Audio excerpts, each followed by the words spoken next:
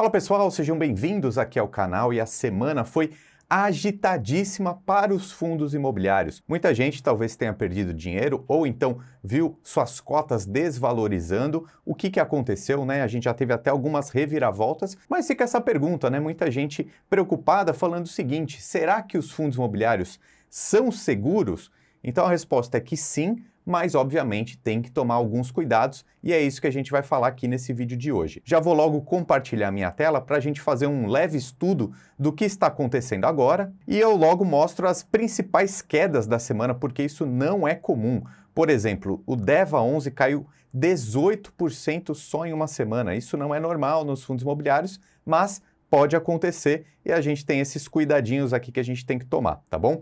VSLH caiu 13%, TORD caiu 12%, HCTR caiu 11% em apenas uma semana. Então, obviamente, ninguém gosta de ver esse tipo de notícia, de ver queda nos fundos imobiliários, mas como é sim uma renda variável, pode ir para cima como pode ir para baixo. O que aconteceu especificamente com esses fundos aqui são que eles são fundos imobiliários mais arriscados, né? Eu já venho falando isso no canal há bastante tempo, conhecidos como high yield, né? Esses high yields, eles têm mais risco de crédito, que é o que vem acontecendo nos últimos tempos, aí nos últimos meses no Brasil, né? Várias empresas pedindo recuperação judicial ou algo parecido. Aconteceu com as Americanas, agora aconteceu com a Amaro, Grupo Petrópolis, enfim. É um princípio, talvez, uma mini crise de crédito no Brasil que a gente precisa ficar atento e, obviamente, os fundos de papéis que têm CRIs podem passar por isso. O que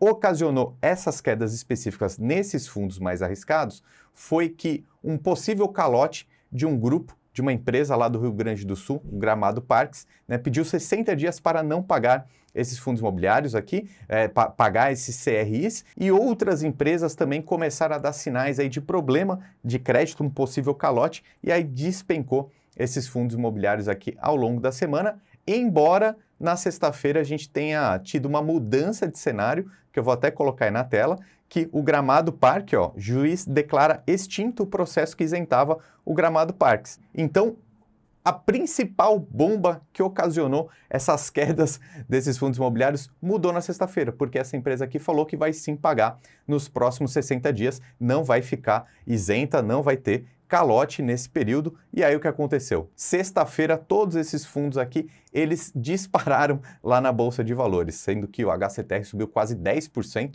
em um só dia, né? Então a gente está vendo uma volatilidade muito grande nesses fundos imobiliários mais arriscados. E aí, esse é o ponto que eu quero trazer. Não são todos os fundos imobiliários seguros e não são todos os fundos imobiliários mais arriscados, tá bom? Inclusive, eu vou colocar aí na tela os fundos imobiliários que estão expostos, por exemplo, ao Gramado Parques, que nessa semana causou esse rebuliço todo. E aí a gente tem uma lição muito importante para tirar aqui.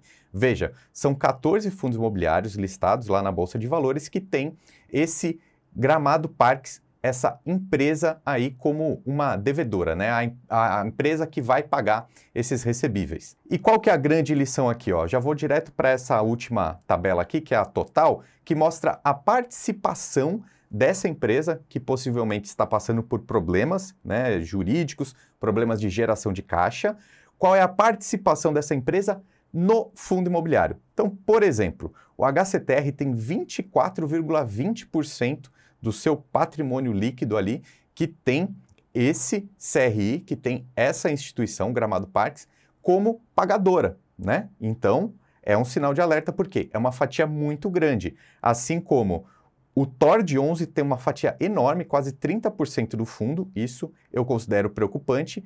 VSHL, o DEVA também, todos esses aí acima de 17%. E faço também uma ressalva, porque o IRDM 11 também foi um fundo que apanhou nessa última semana e ele tem uma participação bem pequena, tá? Nesse CRI, no Gramado Parques, por exemplo. Então eu acho que, por exemplo, o IRDM 11 não deveria ter caído tanto, né? Por quê? Porque ele é um fundo bastante diversificado. Obviamente, no passado ele deu mais lucro, né? Agora é uma situação mais difícil, porque a situação de crédito no Brasil, como eu expliquei naquele vídeo anterior que eu vou deixar aqui em cima, é mais complicada, né? Mas é um fundo que já desempenhou bem ao longo do tempo. Eu acho que não deveria cair tanto, porque a participação dele é bem pequena. Os outros fundos é um sinal de alerta bem maior. Essa volatilidade vai existir. E, inclusive, eu vou deixar um presente aqui para você. Tem um link aqui na descrição que tem um relatório com os 20 fundos imobiliários mais seguros. Eu pedi esse relatório para a minha equipe aqui do Lucro Máximo.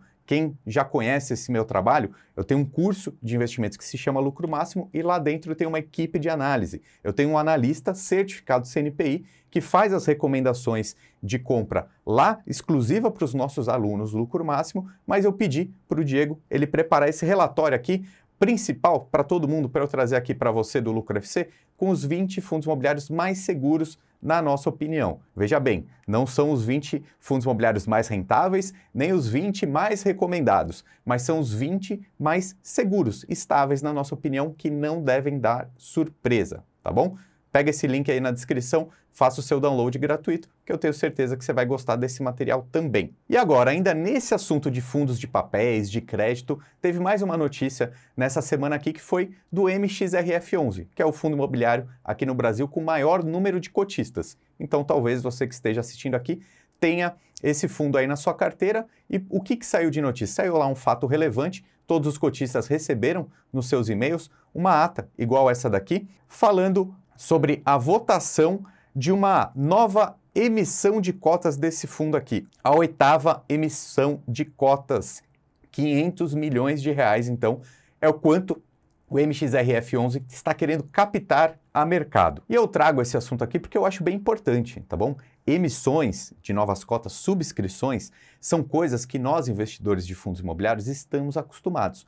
Porém, com o cenário meio negativo aí ao longo do último ano dos fundos imobiliários, não houve muita subscrição. Então, talvez você não esteja tão acostumado assim, mas agora está tendo aí uma consulta para saber se o MXRF deve fazer uma nova emissão de cotas ou não. Primeiro ponto. Um fundo imobiliário, ele só cresce, ele só consegue comprar mais ativos imobiliários dentro dele com novas emissões. Por quê? Porque ele distribui 95% do lucro em forma de dividendos. Então, com essa decisão aqui, o MXRF está querendo crescer mais, tá? Esse é o primeiro ponto. Eu sempre costumo achar positivo uma nova emissão de cotas, uma subscrição. Por quê? Para o investidor, normalmente você consegue comprar essa cota mais barato do que está no mercado, tá? Então esse é um ponto positivo. Porém, eu vejo um ponto negativo até nesse momento especificamente, é que o mercado de crédito, né, de CRIs, está mais complexo, né? Porque a gente vê essa mini crise de crédito no Brasil, então os fundos imobiliários que quiserem adquirir novos CRIs para dentro do seu portfólio precisam fazer uma escolha muito boa, tá? Então esse é o sinal de alerta aqui do MXRF11, porque ele não colocou aqui qual é a intenção, o que ele está pretendendo comprar com esses 500 milhões de recursos novos, né? Se ele estiver querendo comprar CRIs com uma classificação high grade, ou seja, bastante seguros, aí eu acho ótimo.